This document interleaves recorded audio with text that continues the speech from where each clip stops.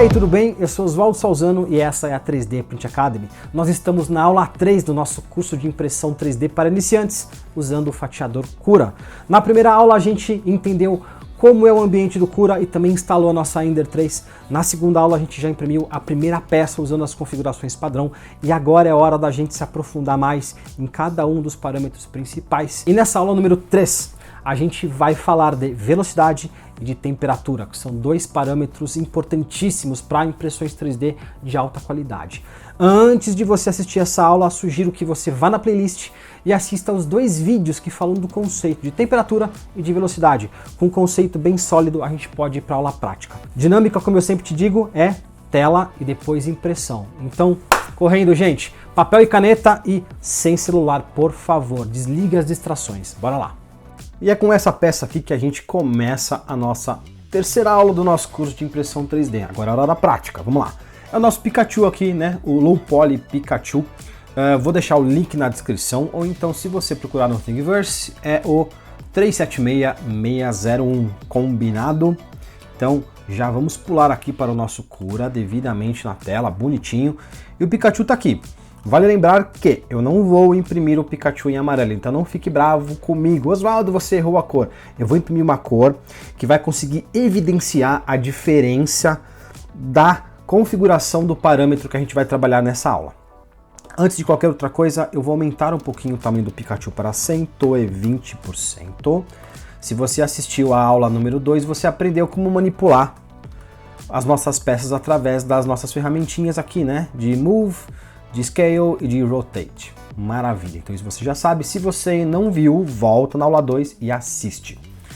Gente, deem adeus a esta tela aqui dos nossos print settings, né? Dos nossos recommended print settings. A gente não vai mais usar isso. Agora é que a inteligência da impressão 3D começa. Isso aqui é coisa para quem não quer ter peças de qualidade. Então, 1, 2, 3 e já!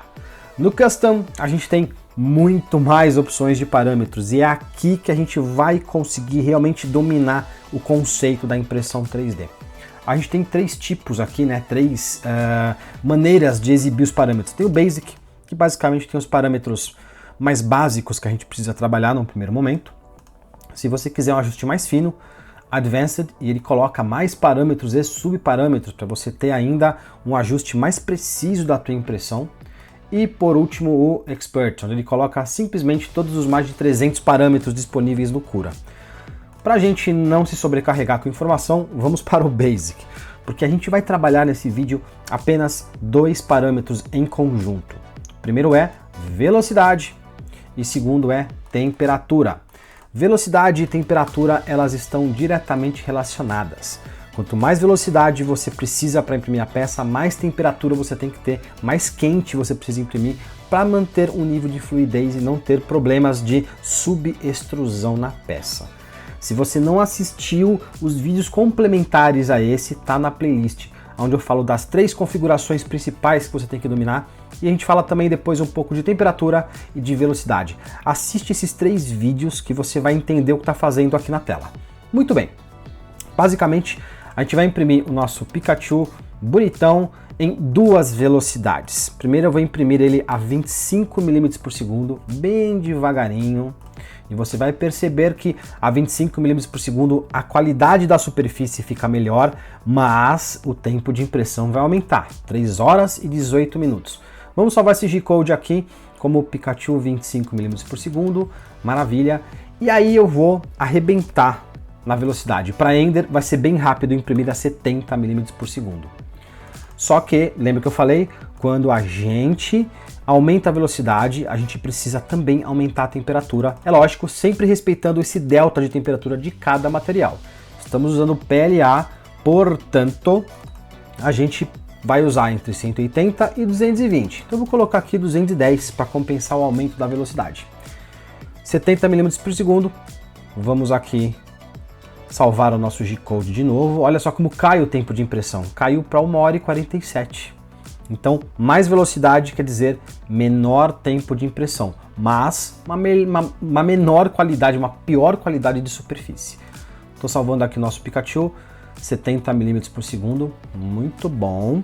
E agora eu quero mostrar algumas coisinhas para você. É o seguinte, existe um limite de velocidade antes da tua peça começar a ter falhas.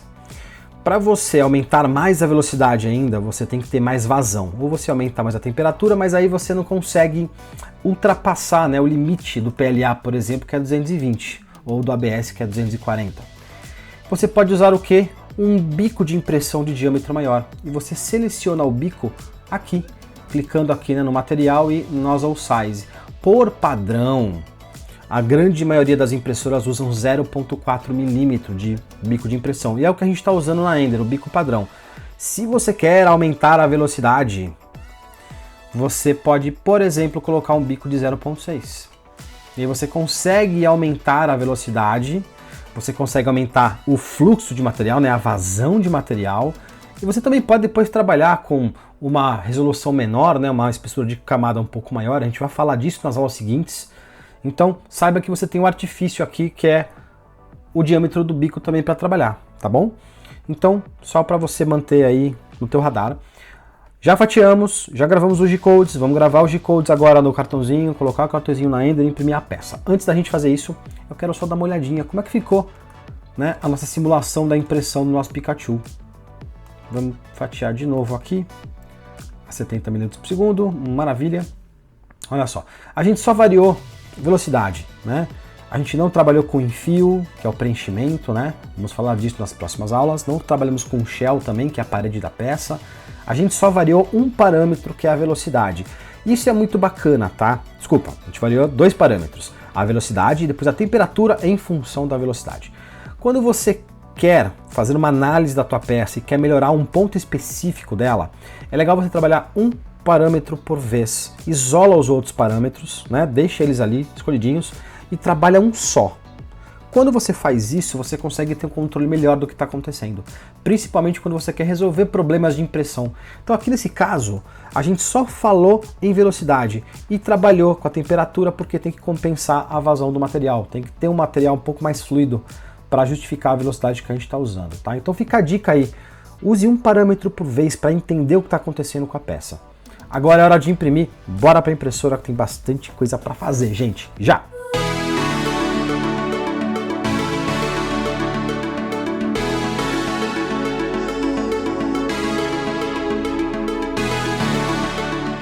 E aqui estamos com os dois Pikachus, tá vendo? Essa aqui é uma cor de PLA que eu achei interessante para a gente fazer a comparação, né?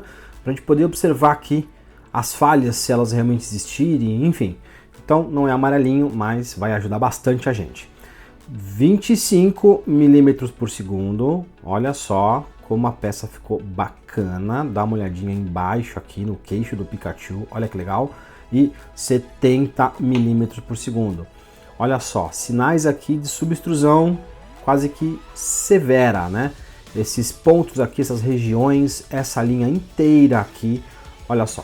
Quando a gente aumenta demais a velocidade e ou não coloca temperatura suficiente, ou realmente descobre que a impressora não dá conta, você tem uma peça com esse aspecto. Ela tá ruim? Não tá.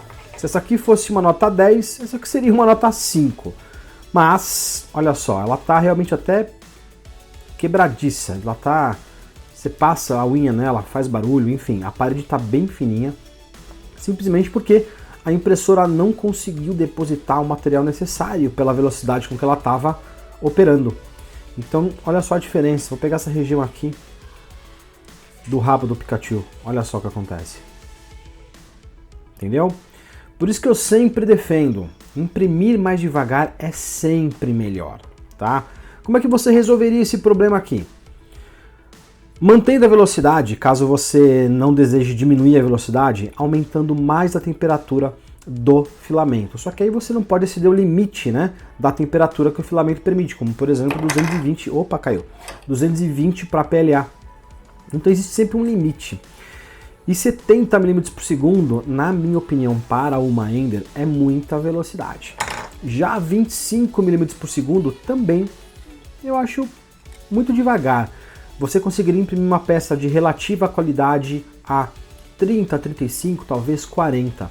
Mas é lógico, Quanto mais devagar você imprime, melhor fica a qualidade. Você vê aqui que as linhas estão alinhadinhas, olha só, que beleza. Tá muito, muito bacana, né? E aqui a gente já teve alguma peça com alguns defeitos.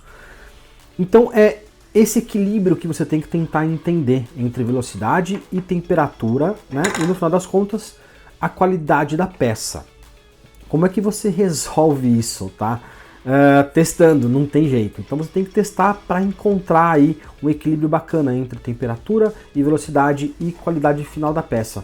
Por exemplo, né?